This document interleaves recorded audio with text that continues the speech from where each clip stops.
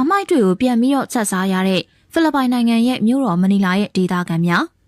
မင်္ဂလာပါပရိသတ်တို့ရှင်ဒီနေ့မှာတော့ခေါင်းစဉ်မှာဖော်ပြထားတဲ့အတိုင်းပဲအမိုက်တွေကိုပြန်ပြီးတော့ဆက်စားတဲ့မနီလာမြို့ကတနာစရာဒေသခံတွေရဲ့အကြောင်းကိုပြန်လည်ပြီးတော့မျှဝေပေးသွားပါမယ်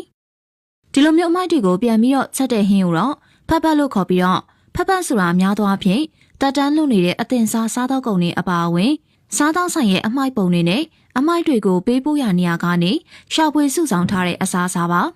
ဒီအစားအစာကိုတော့ချက်ကောလေးဘာသာအနေနဲ့ဖတ်လို့ခေါ်ကြတာပါ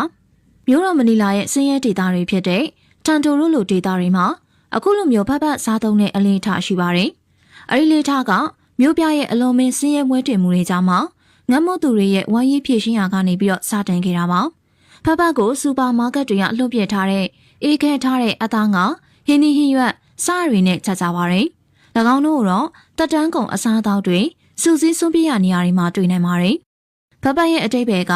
ဖုံမုံနဲ့အညစ်ကြေးတွေကိုဖယ်ရှားတယ်လို့အတိတ်ဘယ်ရပြီးတော့ဖတ်ကိုတော့ဖိလစ်ပိုင်အောက်ခြေလူရန်စားမှာအဓိကစားသုံးကြပါတယ်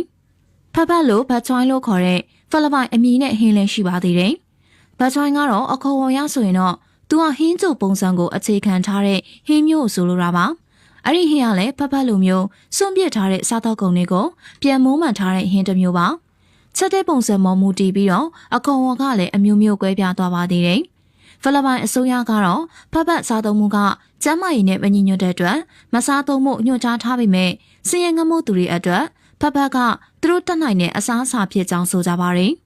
ပရိသတ်ကြီးတို့ရောဒီလိုမျိုးစွန့်ပစ်စားသောက်ကုန်တွေကိုပြန်ပြီးတော့ချက်စားနေပတ်သက်ပြီးတော့ဘယ်လိုမျိုးထင်မြင်လဲဆိုတာကွန်မန့်မှာပြောပြသွားကြပါအောင်နော်အစုံဒီကြည့်ရှုအားပေးခဲ့ကြတဲ့ပရိသတ်တယောက်စီတိုင်းကိုလည်းကျေးဇူးအထူးပဲတင်ရှိပါရရှင်နောက်ဝက်ဒီမှာပြန်ဆောင်ကြပါမယ်နော်